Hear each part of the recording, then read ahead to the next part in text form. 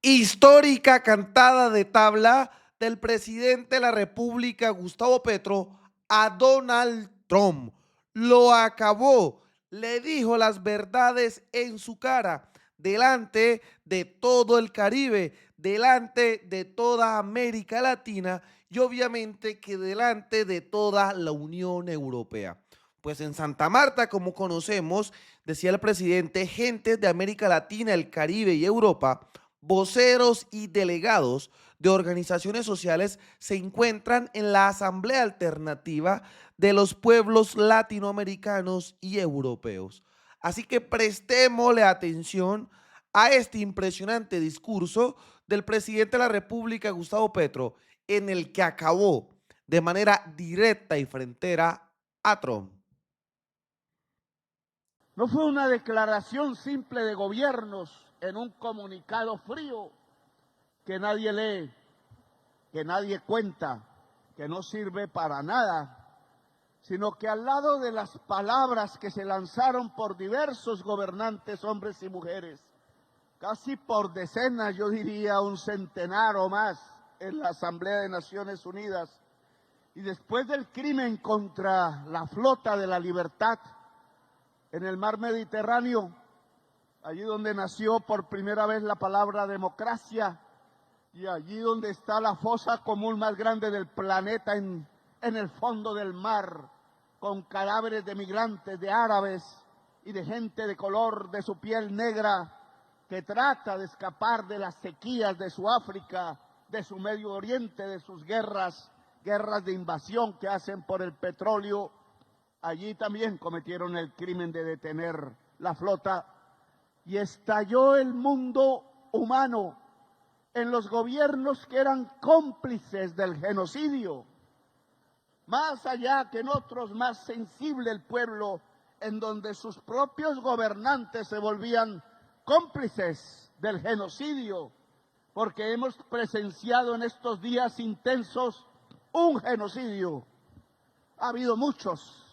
Hay otro en este momento en Sudán.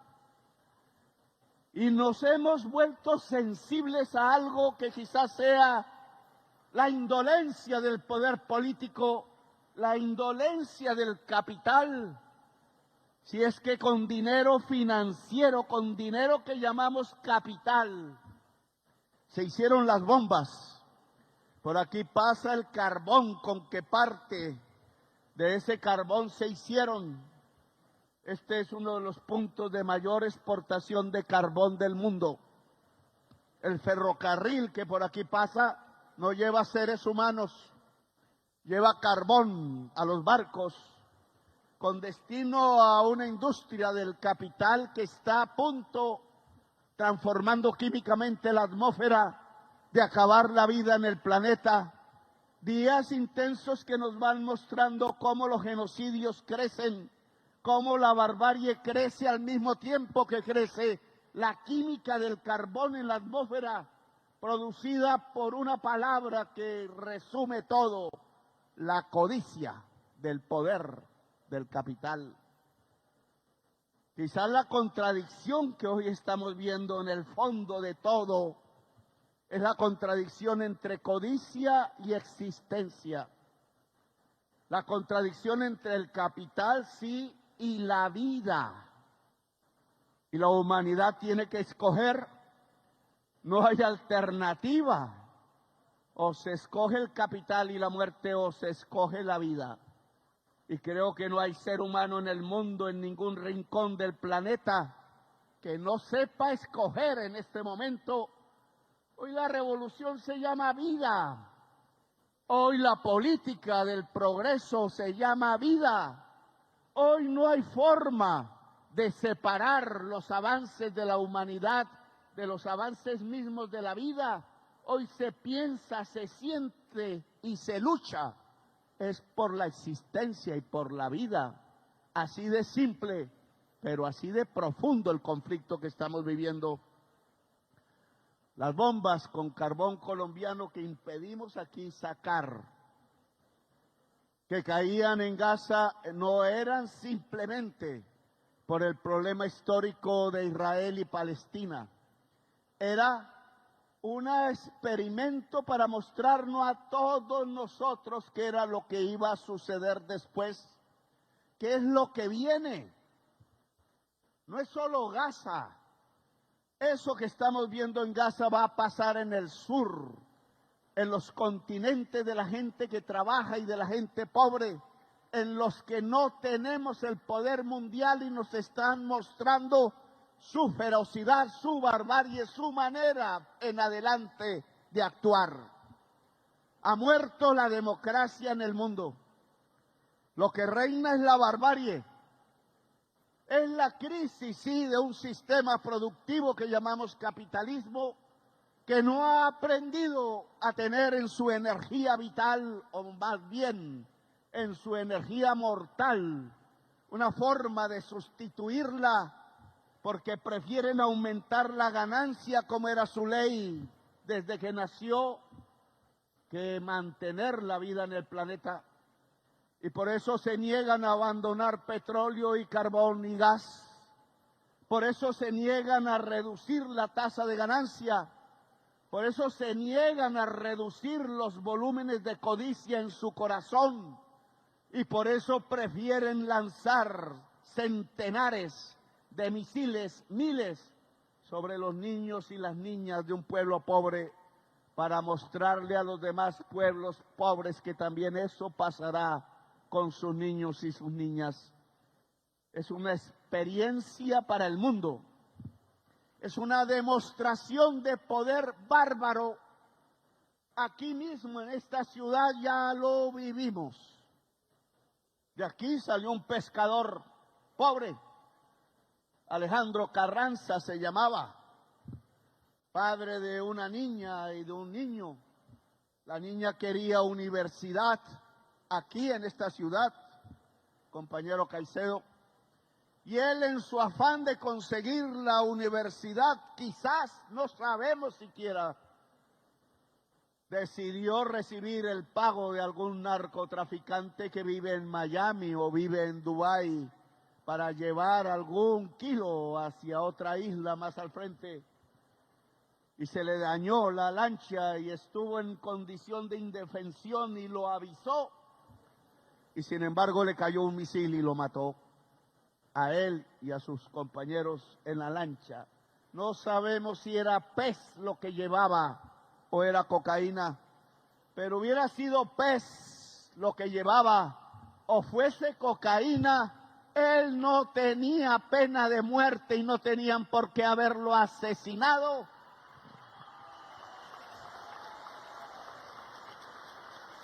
Y no sabemos si lo asesinaron en nuestro mar Caribe, frente a Santa Marta o frente a La Guajira, o más allá.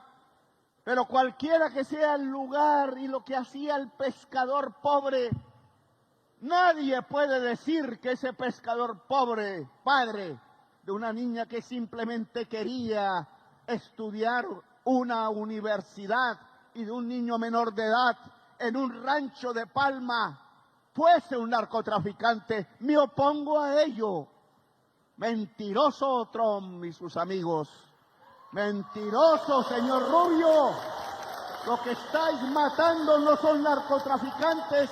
Los narcotraficantes han ido a través de sus políticos a las oficinas en Miami a hablar con los senadores del señor Rubio, a pedir que aquí también bombardeen, a pedir que aquí también saquen al presidente de la República elegido por voto popular, a tratar de humillarnos.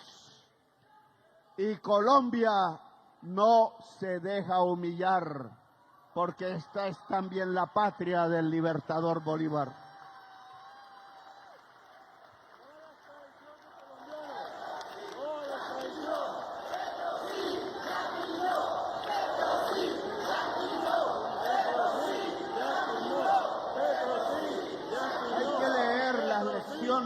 De estos días que llegan hasta con las gotas de sangre que las olas traen hasta las playas hermosas de Santa Marta, el corazón del mundo. Querían sabotear estas reuniones. le decían a los primeros ministros de las islas, naciones del Caribe que no vinieran, que me dejaran solo. Le dijeron a los presidentes de las repúblicas continentales latinoamericanas que no vinieran. Y llevamos un continuum desde la Asamblea General, pasando por la COP30 en Belén de Pará y ahora, mañana, aquí, en donde nos estamos encontrando, gobernantes. Podemos hablar entre nosotros y hacer comunicados conjuntos y abrazarnos y salir en las fotos con el handshake, llaman, formal y protocolario. Pero lo importante es lo que pasa con los pueblos. Lo que estamos viviendo hay que interpretarlo en la lucha de la humanidad por la vida contra un poder oscuro que se llenó completamente de codicia y que no está pensando en votos, no está pensando en acuerdos, no está pensando en diálogos, solo está pensando en misiles. En Europa salieron multitudes, como nunca quizás, no sé, en Holanda, en Italia, en la España, en Grecia. En todas partes de Europa salió la multitud juvenil, la juventud de migrantes, la juventud de los que siempre han vivido allí a gritar que no estaban de acuerdo con el mundo que están viviendo. Hablaron hasta de una huelga general europea, que quizás se hubiera podido efectivamente efectuar. Y al rato que salieron esas multitudes, salieron otras inmensas en las ciudades de los Estados Unidos, en Chicago, humillada también como tratan de humillar a Colombia, en California, humillada también como tratan de humillar a Colombia, en Nueva York, humillada también, y miren cómo el pueblo neoyorquino ha respondido eligiendo como alcalde a uno como nosotros. Y hay que entender entonces que hay cosas que están pasando. La historia tiene un fluido que va hacia o el abismo o la transformación real del mundo. Hoy estamos en esos días. Aquí en esta ciudad no solo se reúne mañana los estados de la Unión Europea y de América Latina, todos a través de sus representantes, sino que yo, por orden de la justicia interamericana, Corte Interamericana de Derechos Humanos, que para la prensa colombiana no existe, esa corte sí no existe, ha ordenado a través de fallo que el Estado de Colombia pida perdón a la sociedad colombiana, a las víctimas que sobreviven de un partido que fue asesinado completamente en Colombia por ser de izquierda, no más, la Unión Patriótica, UP.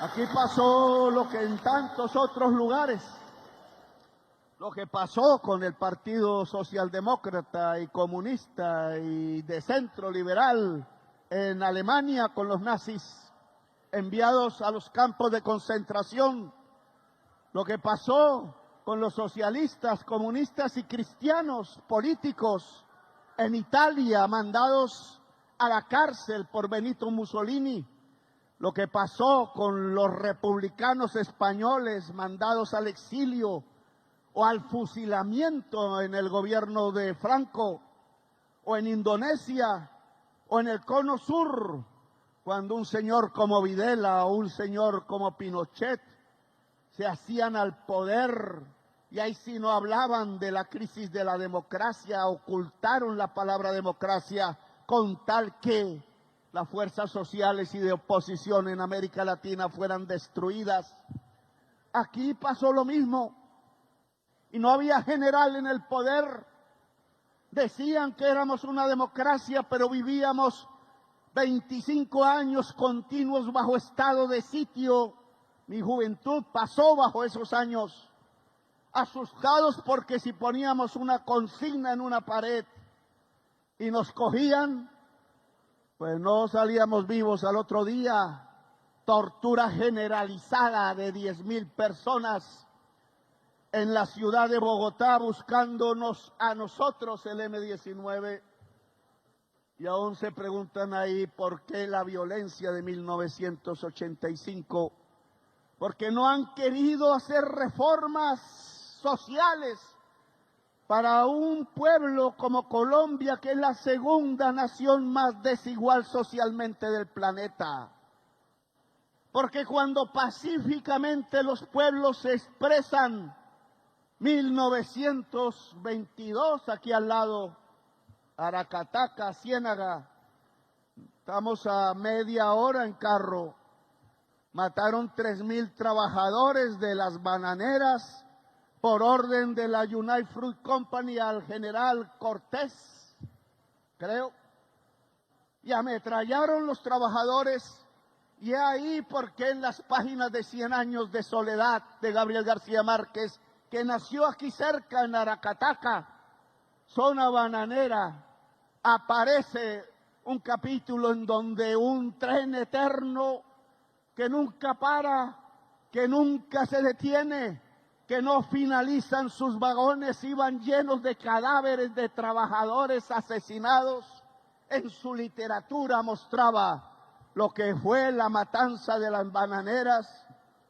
Y me gustaría decirle a la prensa que uno de los hombres que comandó la toma del Palacio de Justicia, ex parlamentario de la Alianza Nacional Popular, ANAPO, al que le robaron las elecciones el 19 de abril de 1970, que murió allá, o dicen que sacaron vivo del palacio y fusilaron después en 1985, era hijo de uno de los trabajadores asesinados en la masacre de las bananeras. Así la violencia de Colombia ha sido cíclica y permanente hasta llegar a estos tiempos de la Unión Patriótica. 6,200 militantes de la izquierda asesinados, siendo trabajadores del banano otra vez 3,000 de ellos en el Urabá. Maestros, estudiantes, gente de la base, indígenas, asesinados uno tras otro en todos los pueblos de este país por un poder que no era más sino a la alianza de la oligarquía colombiana, esa misma alianza que está llegando hoy a los oficinos de las representaciones políticas del senador Rubio, ahora secretario de Estado en el Congreso de los Estados Unidos, pidiendo venganza contra nosotros. La misma alianza oligarquía-mafia que asesinó a la Unión Patriótica es la misma que hoy trata de aislar a Colombia, que trata de humillar a Colombia y que trata de decir que se intervenga de tal manera que el electorado colombiano, que sigue firme en la propuesta de construir una potencia mundial por la vida, se arrepiente y termine votando por los verdugos que ya los condenaron a la masacre, a los falsos positivos, 6,200 jóvenes asesinados. Pues mañana aquí el presidente de la República de Colombia, cumpliendo el fallo judicial de la Corte Interamericana de Derechos Humanos, a nombre del Estado de Colombia, le pide perdón a todas las familias de los 6,200 militantes del Partido de Izquierda Unión Patriótica y espera que no se repita nunca más, que nunca más tengamos que seguir matándonos entre nosotros los colombianos, porque ya sabemos lo que está pasando en el mundo, porque ya están cayendo los misiles no solo en Gaza como veíamos en la televisión, sino aquí al frente en nuestro mar Caribe, que no solo lo surcaron los piratas tratando de quedarse con nuestro oro. he ordenado sacar parte de ese oro del fondo del Caribe ahora, sino que fue surcado por revolucionarios y revolucionarias. El mar Caribe es un mar de huracanes. A veces sufrimos por los huracanes, pero muchas veces hemos sido salvados por los huracanes que nos traen el agua y nos traen los libros en los barcos y nos traen las ideas y mueven la gente de isla en isla. Hay una historia que construir de la política y de la vida popular en el Caribe. Si es que aquí se hizo una revolución más grande que la Revolución Francesa y contra la bandera azul, blanca y roja que habían levantado los republicanos franceses. La levantaron los negros y las negras y destruyeron un ejército de 200,000 franceses en una isla pequeña, la isla de Haití. Y como no pudieron ser entendidos por los discursos y la gente que defendía la palabra democracia en Francia, en París, donde no había la Tour Eiffel, compañero, no existía. Entonces quitaron la franja blanca de la bandera de su isla y quedó azul y roja. Y si ustedes cogen aquí una bandera de Colombia donde hay una, y una bandera de Venezuela donde hay una, y una bandera de Ecuador donde hay una, encuentran que la mayor parte de la bandera o la mitad de la bandera es azul y roja.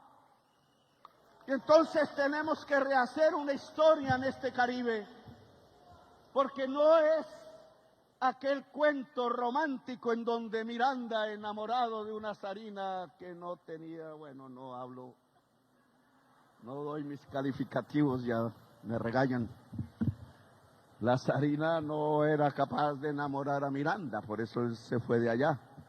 Pero aquí nos trajeron el cuento de que los pelos rubios eran la primera franja y los labios rojos eran la última y el azul de los ojos el centro. Benedetti, Carreta. Lo que significa esa bandera es que Miranda y Bolívar quisieron poner el sol del Caribe y la bandera de Haití que gritaba libertad a toda la humanidad. Esa es la verdadera historia. Bandera haitiana como esa, azul y roja, de una de las mayores y quizás la mayor revolución que en este continente ha existido y que le gritó a Europa que la república tenía una segunda palabra que era democracia y que la democracia no solo era entre blancos patricios como soñaban en Grecia, sino que la democracia era entre todos los seres humanos independientemente del color, de si son hombres o mujeres, o de otra especie, o si son blancos o amarillos, o si son de una cultura u otra, sino que todos en la humanidad tenemos que ser libres y tenemos que ser iguales, y que esa es la humanidad que tenemos que conquistar ahora. Nos lo enseñaron las gentes que en Haití, por primera vez, a través de las manos de negras que habían sido esclavas y se liberaron, hicieron la primera bandera del Caribe, amarilla, azul y roja, que terminó siendo la bandera de la Gran Colombia, bandera que nunca debió ser perdida y aún está en nuestro corazón a pesar de las divisiones. Es que la respuesta a los misiles en el Caribe, matando gente pobre, porque no hay ahí ni un solo narcotraficante, solo obreros, pasajeros de un comercio ilícito que determina el mundo. Solo gente trabajadora y pobre han matado con misiles. Y eso lo tiene que saber la sociedad de los Estados Unidos. Están asesinando con sus impuestos gente pobre de un Caribe que siempre ha sido libertario, que quizás gritó primero libertad que Washington, o que Hamilton, o que cualquiera de los padres fundadores de los Estados Unidos de Norteamérica. Nosotros también gritamos libertad, digamos que al mismo tiempo, y nos ayudamos a ser libres. Por eso América no es un continente de reyes ni princesas, ni príncipes, ni déspotas. Cada dictador que aquí ha aparecido ha tenido su rebelión. Todos los pueblos siempre han luchado por su libertad. ¿No es la hora entonces acaso de hablar de nuevo de la Gran Colombia, me pregunto yo?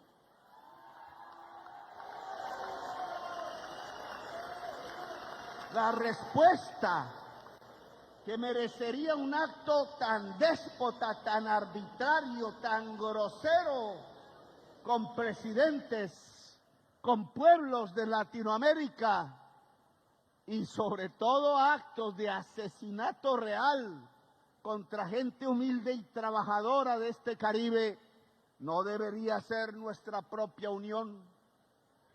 No deberíamos ya repensar, y aquí han hablado de constituyentes.